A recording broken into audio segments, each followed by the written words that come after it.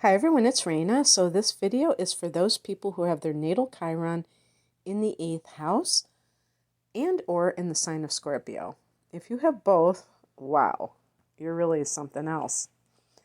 I want to give a shout out to the site that I derived this information from. I did do some paraphrasing, so that's on me, and I don't want it to reflect on this person, jessicadavidson.co.uk, because, she phrased it in a certain way and I phrased it in another way.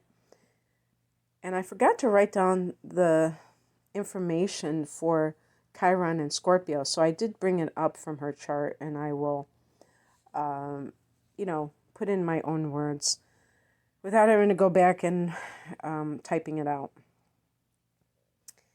So, a person with this placement, knowing that Chiron is the wounded healer, an asteroid that can reveal, depending on what house it's in, an unhealed wound, and knowing that the 8th house can relate to power struggles, obsession, the shadow. And she puts it, I like how she puts, how did she describe it? She said, the dark sides of the soul, and that we say the shadow. And the 8th house is all about this transformation, which involves bringing up the shadow. Because when people refuse to acknowledge their seedy underbelly, they tend to live on the surface of life. The 8th house is not the surface of life. It is that deep, dark realm that can bring you to the light, ironically or paradoxically, by you diving into that and doing so fearlessly. And Scorpio is a pretty fearless sign, so it's perfect that it is the ruler of that house. It's a house of death, other people's money, or shared resources. There's a lot of things. Sex is associated with the 8th house. So if you have Chiron in this house, and we could say Scorpio, I'm not going to keep differentiating, but these first things that I'm talking about were specifically that she mentioned for Chiron in the 8th. You probably tend to get involved with people in intense, extreme ways. Like your relationships are usually not superficial. You probably dislike superficial relationships. Like it makes you cringe to be involved with them, because when you want to interact with somebody in a meaningful way, you can't imagine doing so like that. That doesn't cut it. That doesn't flip the flapjacks. And that in itself can attract all sorts of, we could say, drama, maybe suffering in some cases if the other person is also trying to protect their shadow. You have two people who are being very protective of themselves, but then the other person doesn't have any insight into what they have experienced. And she said primitive emotions, I said primal. And I don't know if they are synonymous. I think that what I see with the word primal is almost this instinctual type of thing.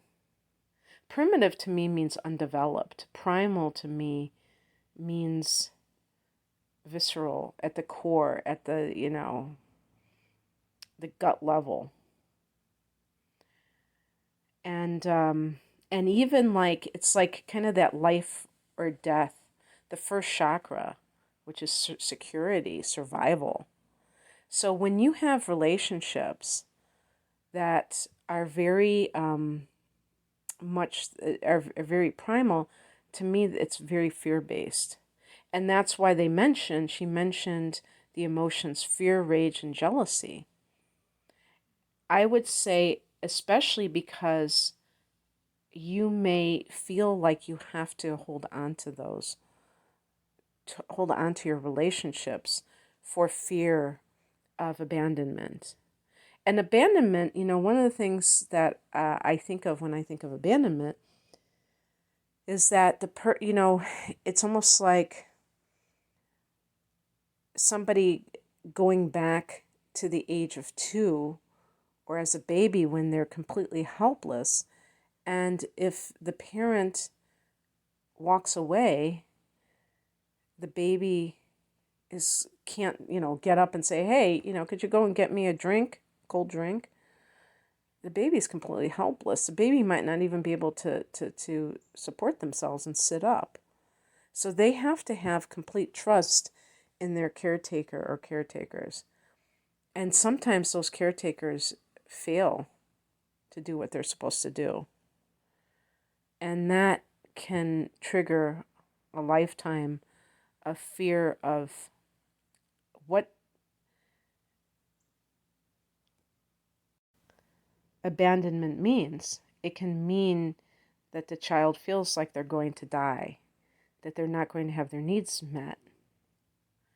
And even when they're a little bit older and they know that they probably won't die, there still is that feeling triggered within themselves. I remember not even, being much older, maybe being 8 years old. Maybe a lot of you remember that, and I don't have this placement. I think this is just built into children, and children grow up to become adults, and a lot of adults retain those subconscious fears. I don't know if I'd say unconscious or subconscious, but I remember being in a store and being separated from my mother and starting to panic and starting to run through the store and saying, where is she? Where is she? And almost thinking, have I been left behind? I remember another time having that happen that had nothing to do with a grocery store, but someplace that I had been staying for the weekend. And when I found out that I wasn't going to be picked up by my parents, I started to cry because I thought I had been abandoned. Now, I don't know if this happens to every child. Maybe some children feel a lot more secure about that. But I'm just telling you how I felt, and I have the sun in the 8th house. So I think that the 8th house, Scorpio, plays a good game and all this stuff. But if you have planets in the 8th house, abandonment can sometimes, I think fear of abandonment might be triggered within you for one reason or the other. I don't feel that way now, but I felt that way then when I was younger and I was less aware. So I can just imagine what it feels like for somebody with Chiron in the 8th house. And by the way, I didn't see any mention of this. I might have missed it. I was just kind of skimming. But I would not be surprised if more than a few people with Chiron in the 8th or Chiron in Scorpio have experienced death as young children, death of significant people around you, maybe multiple people, and that has been a major theme in your life.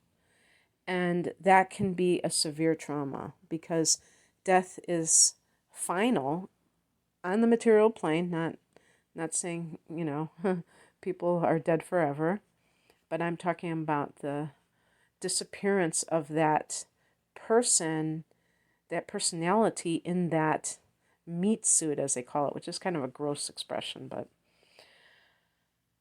yeah, so that can trigger abandonment as well.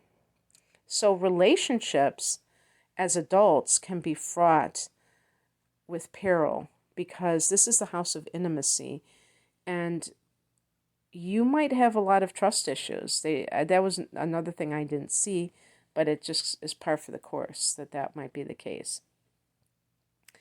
And if your sun is in Taurus or Scorpio, then whoa, because that is already a done deal with those two signs. The jealousy, especially, not necessarily rage for Taurus, but definitely, everyone is capable of being very angry about something. Everyone.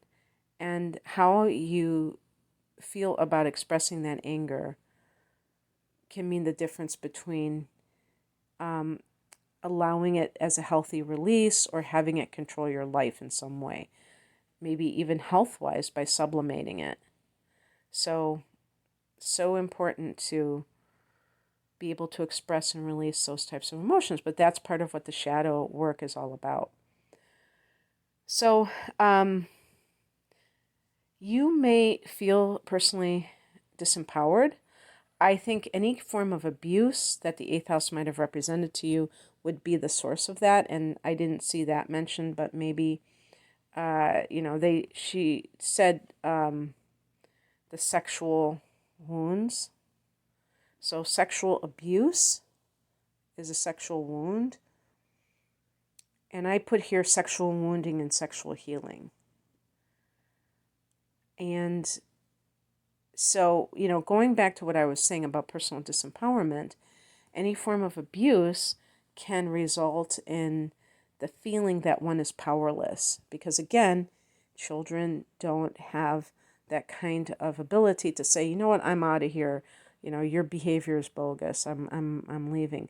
They are completely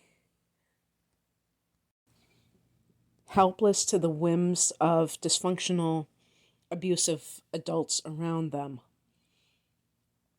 And so that can lead to a sense of personal disempowerment that you carry into adulthood, which is that feeling of learned helplessness, that anything can happen at any time, and therefore you're a victim of fate or something like that, where it's just because it's so out in left field. It may, sometimes if a person lives in a household of abuse, that abuse may not happen 24/7.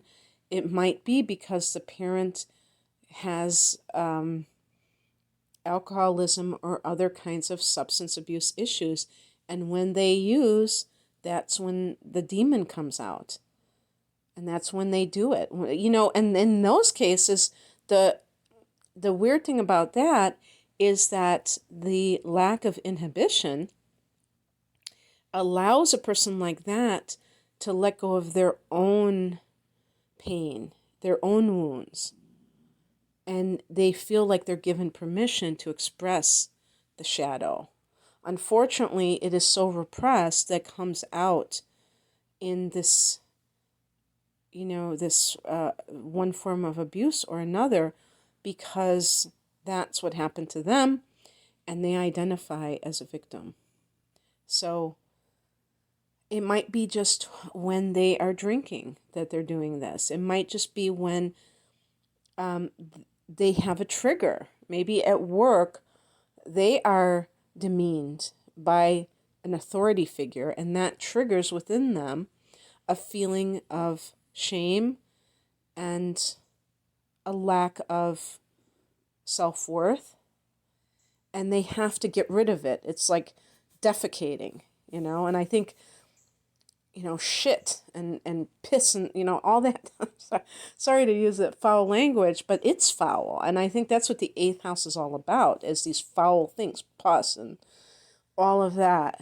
And they have to get that out of themselves, because the self-loathing is so great. So what happens? You become their victim. And then when you become an adult, you feel like you don't have the power to go in a different direction. That, especially if you have chosen somebody who resembles a person who abused you and who's kind of replaced that person. And these kinds of things happen all the time. But even if you're alone and you're afraid to bond with another person because of abuse, you may still feel that it's like these extremes, either going full into it and being that victim, or kind of removing yourself and being afraid of getting close to someone. And what I put down here is personal disempowerment leads to controlling behaviors. Because people who are feeling disempowered, a lot of times they will use things to keep them feeling like they have some control over the world, but they're very petty and they're not very helpful to their personal growth. And so even those people that the late Wayne Dyer called petty tyrants, that are like the bosses who try to control you, and because they don't feel, powerful within themselves, or people like that, even those types of people, they may do this kind of thing, where or parents who are trying to control their children, and they don't realize that whenever you try to control someone else, you're totally lying down on the job of empowering yourself, because it's not going to work. Even if you're a boss and you try to feel important or powerful by controlling others, you're not going to be that good boss, and you will not be respected. So this is one of the problems that some people with Chiron in the 8th can get into if they go that route, if they try to control others, or just control. Maybe, I think this would be, I would actually describe this as OCD types of behaviors.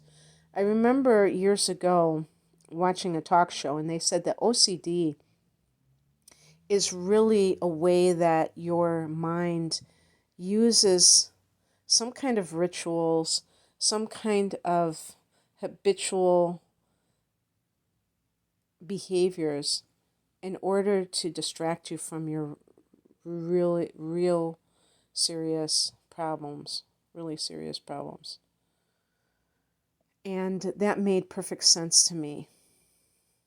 So the 8th house would be the house of obsession, that's for sure, because Scorpio is very obsessive.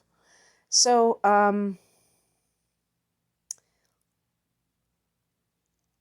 you experience sexual abuse, you have to take 3 showers a day to feel clean, and you still don't. Those kinds of things. But I want to say something, that sexual wounding and sexual healing go hand in hand. And that sometimes a person uses, I would call questionable methods for sexual healing. And these usually involve prostitution or some other way of treating your body as a commodity in order to get something that symbolizes power for you, typically money. And if it's not, direct prostitution, it can be playing up your sexual side to reel in a partner who has money, maybe power, status, and it's an unspoken agreement that that's where it's at. And if you don't get that diamond bracelet, then you withhold sex, or, so it is that exchange. There's a very direct exchange that way. It just is not, maybe it's not negotiated, like you're both admitting that that's what it is. And usually it will involve an older man and a younger woman, but not always.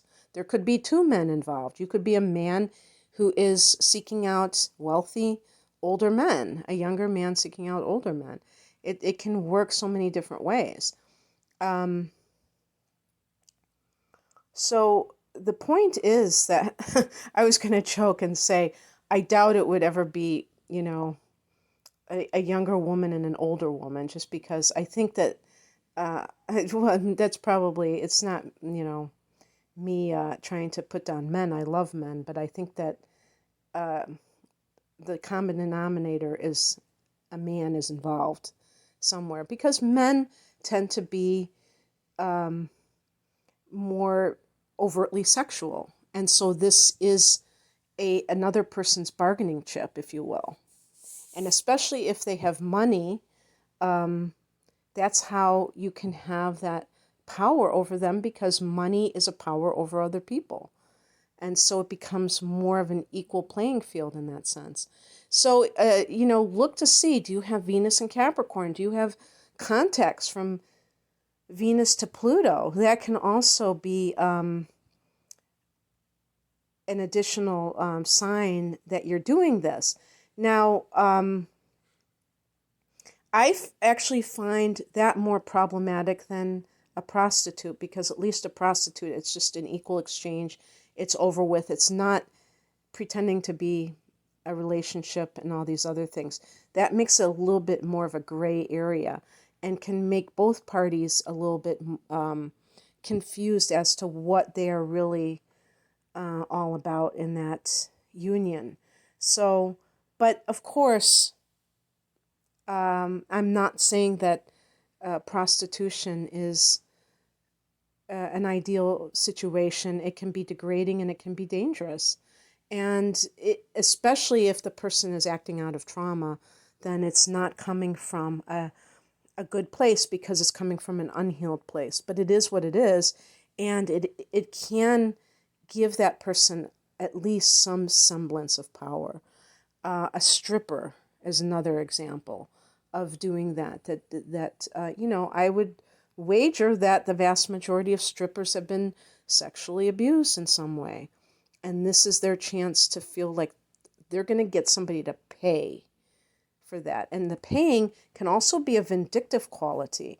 And that can show up in some of this kind of these interactions. And that is the Scorpio, the lower manifestation of Scorpio is vindictiveness, vengefulness, and lack of forgiveness. And that feeling of, I'm going to make them pay. They made me suffer. Now I'm going to make them suffer. And so this is something to definitely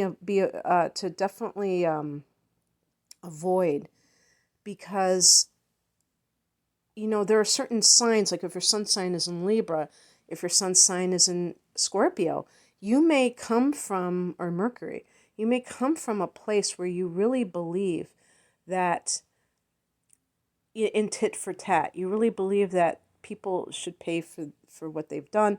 Libra believes in fairness. Scorpio believes, in karma. But they might want to be the people doling out the karma, instant karma. And no, vengeance is mine, saith the Lord. And I just laugh at that too, because I don't think God is an angry, vengeful God. But whatever. We're getting off into the weeds. Let's see what else is going on here. But yeah, one last thing about the sexual healing is that you may gravitate towards becoming a sex therapist, becoming, because this is the area of alchemy, so transformation and magic, sex magic, meaning that the person is using sex intentionally. They're not using it just as a quick, roll in the sack. They're really doing it for higher consciousness. Tantric yoga, that was what I meant to say. But even becoming a sex therapist can be that more, rather than a prostitute, it can be a more therapeutic method for the other party. You know what I mean? Not just you, but the other party. Because a John is unhealed as well in a lot of cases. They may be alienated. They may feel like unworthy of a relationship. They may have a sex addiction. Maybe they were abused and they have, compulsive sex habits. So it gets very deep.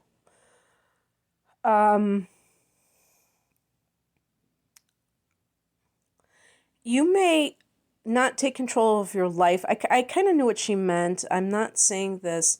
I could say it the way that she said it instead of paraphrasing it.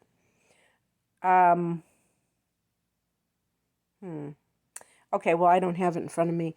But how I paraphrase it is not taking control of your life due to a fear of your own power. I put in parentheses not knowing it. I don't think people are usually afraid of their own power. I don't think they believe in their own power. And so it's like a beaten down dog that just kind of sits there and stares at the walls. Maybe the dog is let go. It was tied up for 2 years and it won't go because it's already been beaten down. So I think it's more like being unaware that you possess this. And this can translate too into lack of financial independence because this is the area of other people's money. So it might be that you are tied to other people's money and this is a wounding. This doesn't have to be like a sugar daddy, by the way, like a situation where you are getting money from a man or men, or it could be a sugar mama, I guess, but another person, or if you are in a relationship that you are controlled by that person's money, maybe they want you to stay at home and raise the children, but then they control the money and they make it hard for you to have equal footing in the relationship. But you may put yourself in those kinds of situations unwittingly, and but it can be something other than that. Let's say you're born into a wealthy family, and there's a trust fund, or there is, or your parents have always indulged you financially, and then all of a sudden they pulled the plug. That can be narcissistic behavior, by the way. And I was probably watching a video or something that was talking about these kinds of things, and it was really enlightening because a lot of narcissists use money to control others, and one form of this is from parent to child. And what they can do is they get the child expecting that they're always going to live at a certain level, have a certain lifestyle, give them money, and then all of a sudden they pull the plug, and they really are trying to keep that child dependent on them. So part of that, or they're just the carrot and stick approach. They're always, dangling this carrot out with money, but the child has to pretty much sell their soul, do what the parent wants them to do, in other words, in order to get that money. And you could say to yourself, well, then just go out and, get a job or something like that. But within that person, they have a hard time believing that they have the ability. Maybe they don't feel competent. They don't feel like they would be of assistance to anybody if they were to get a job, so they're dependent on somebody else. Okay, and then the other thing that they mentioned that was interesting was, I paraphrase this, extreme life situations serve as personal growth. And they put it in, I think they said life or death situations. I just said extreme situations. So this is and you could have even had a near-death experience at birth that was traumatic. She put it in a different way, but that's kind of what I meant. Like, there was some problem with the delivery, and so that just set you up for this feeling that, life is hanging in the balance. And also, you might be intrigued by self-destruction, by self-destructive habits or behaviors, and death might be something that is very, I wouldn't say alluring, but fascinating. Is that a synonym? I don't know. And yeah, I mean, alluring, fascinating in the sense of the mystery or coming right up to the edge of death.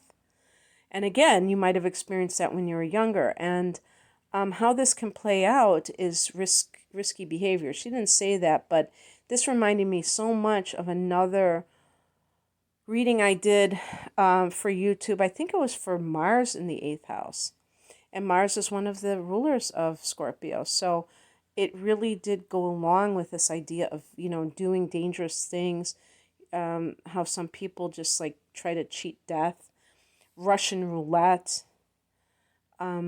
People say, why would somebody do that? Because they want to come up right close to the edge of death.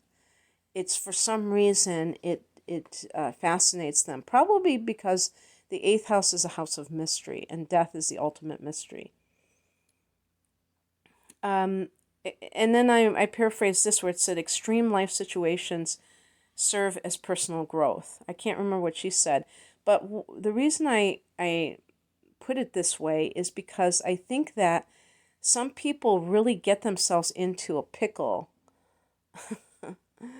and then they use that as their fodder for transformation. So, like an example would be becoming a heroin addict. And I can't remember who it was, if it was a famous person, but there was someone who was just intrigued.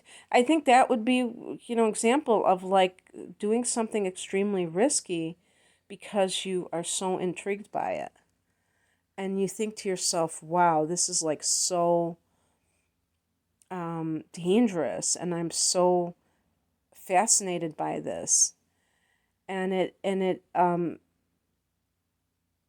seems like the scariest thing you could possibly do. And so those kinds of things might be quite appealing to you, but they serve as your personal growth because they either take you, down the path of hell and force you to, like an addiction, you have to get sober, and that becomes the phoenix rising from the ashes. And I think the phoenix is one of the symbols of Scorpio, if I'm not mistaken. But yeah, and then was there something else? Oh, well, I wanted to talk about specifically with what she had with the Scorpio. She says about, I'm just going to read what she says. You'll know jessicadavidson.co.uk. Fear of loss and or death due to feeling disconnected from spirit. These are all Chiron and Scorpio. Tendency to dark moods and paranoia and feeling that the world is against you. That was a little bit different than she mentioned with the other. That's just in general because Scorpio is highly suspicious. I think of that song by Elvis, Suspicious Minds. Tendency to build defensive walls against being hurt by others in life. So that's the trust issues. Protective of people and things in your life, sometimes being vindictive, manipulative, destructive, and jealous. I touched upon those emotions. I didn't say manipulative, but that's a good one because water signs really, and especially, my goodness, Scorpio has such insight into human psychology that it can make it very easy to prey on others' fears and their desires, their hopes and wishes, and do so for personal gain. So you have to, when you have, I don't know if Chiron in the 8th house can do that on its own, but especially if you have other energy in the 8th or in Scorpio or some kind of contacts to Pluto, that could also resemble these remarks. Now, didn't I say tendency to dark moods and paranoia and feeling that the world is against you? That's just Scorpio has a tendency to sometimes be difficult as a personality. And so having Chiron here can mean that this is something that you have to contend with within yourself. Self-destructiveness and desire to be free of attachment to the material world. I have touched upon that, I didn't say the material world. Drive to understand the essence of life and preoccupied with death and dying. And then she talks about the gift. She said, your healing journey involves integrating the dark sides of the soul, and your gift is to understand the secrets of life and death. Your search for truth and transformation will transform your consciousness. Through deep introspection, you will begin to understand how everything transforms and nothing truly dies. The essence stays the same even if the outer form changes. You can let go of the form of things and see that nothing is really lost. You have the ability to transform yourself on a profound level through accepting the darker side of human nature. You may have a powerful magnetic presence, and others may instinctively trust you because they sense the depth of your understanding and empathy with suffering. Your recognition of the immortal part of the soul will bring with it a passion for life and profound understanding of its mysteries, which you can share with others. So, that was specifically for Chiron and Scorpio, but you could say that it would probably apply for Chiron in the 8th house. So I hope that this resonated, and if you would like a personal reading, I do deep dive readings where I look at your chart for an hour and I look at some of the energies around you for the coming year in the form of transits, and it's a special price, 2-hour total reading, and it's called Deep Dive. I have other readings. You can click on the link below to see more information. I'm at RenaMoonAstrology.com. Thanks for listening. Take care. Bye.